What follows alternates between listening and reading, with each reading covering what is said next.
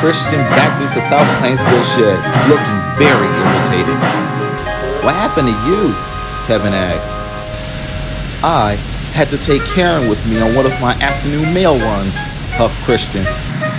"I feel your pain," sympathized Andrew. Kyra was puzzled. "Who's Karen?" she asked. "Karen," replied Larry, "is a passenger car. All she does is complain about the smallest things, even things that aren't in our control. We try our best to take her on our trains." "I didn't know a passenger car could be so troublesome," murmured Kyra. "They all can be at times," said Christian, "but Karen is the worst." The next morning, Kyra made her way to the station. That day, Mr. Egan was going to try her out on passenger trains. Unfortunately for Kyra, Steve shunted Karen into her train. "Hey, watch it," snapped Karen. "That wasn't even that hard of a bump," grumbled Kyra. "Says you," complained Karen. "I've got half a mind to demand you get taken off this train and replaced with a proper engine." Kyra lost patience. "Look, Karen, you're not going to be doing this to me all day. You will come along quietly so we can finish our work in peace." Kyra then blew steam at her. "Ugh!" shrieked Karen. Karen was outraged and began making a plan to pay Kyra back.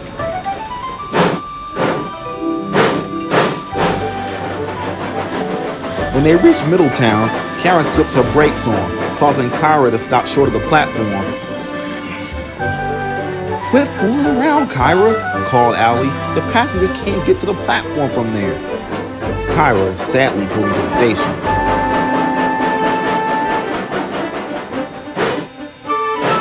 Then at Otisville, Karen played a trick on Kyra. "We have to be moved to the other platform." So Kyra, not wanting to argue, did.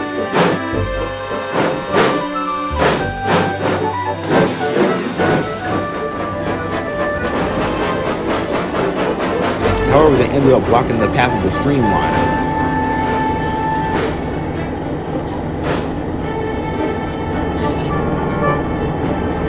That whole mix-up caused both trains to be late. Back at South Plainsville, Mr. Egan spoke severely to Kyra. "I'm very disappointed in you, Kyra," he said sternly.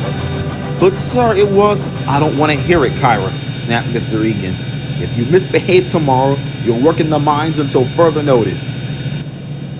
"Yes, sir," sighed Kyra. As Mr. Egan walked away to respond to passenger complaints, Larry puffed in.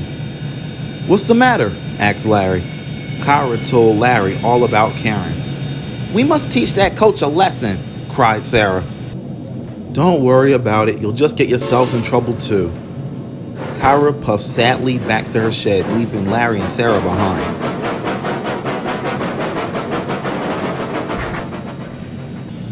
As she left, they heard Karen in the nearby siding snickering. The next morning, Kyra was saddened to find Karen was once again a part of her train. "It's nice to know Mr. Egan set you straight," smiled Karen. "It's comforting that I'll have no more trouble out of you." Kyra didn't reply. As the day went on, Karen constantly complained, and Kyra had to keep her mouth shut so she didn't provoke Karen.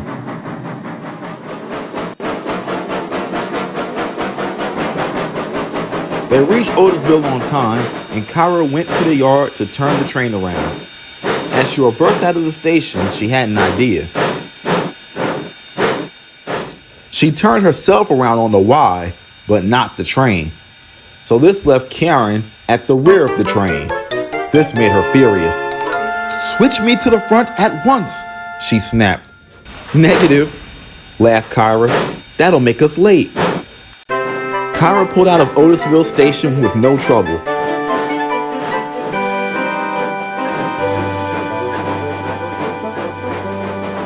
However, out on the main line, Kyra felt Karen applying her brakes. "Not today," Kyra said to herself, and pulled hard on the train. Karen was determined to bring the train to a standstill.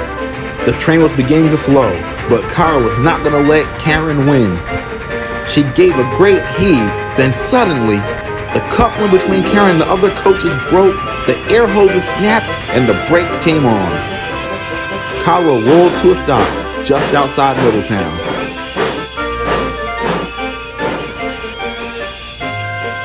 She was most upset. Now I'm gonna get into trouble again, she said sadly. No, you're not, said a voice.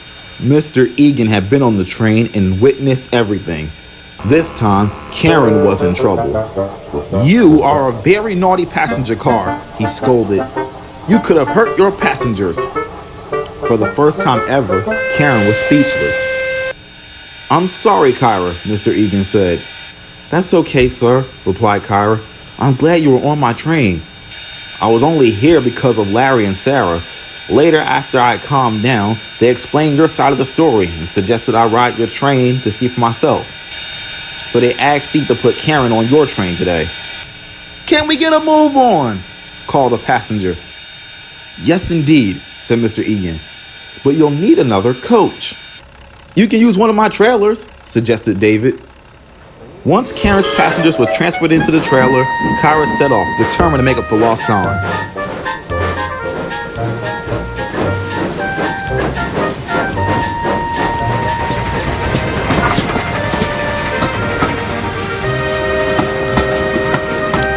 She arrived at the big station only 20 minutes late. Larry and Sarah were nearby. Aren't you missing someone? Larry asked. Kyra laughed and explained about Karen. Thank you for helping me, Kyra said with a big smile. No problem. We weren't going to let that coach ruin your reputation, Sarah replied happily. Nowadays, Kyra takes passengers when the other engines get busy. She enjoys it and even takes the flyer on occasion.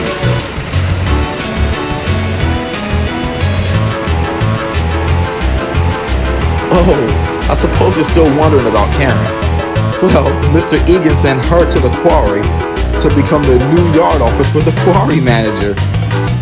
She sits on an old siding with only an old boxcar for company, where she is covered in dust and mocked by hopper cars. I think it serves her right. Don't you?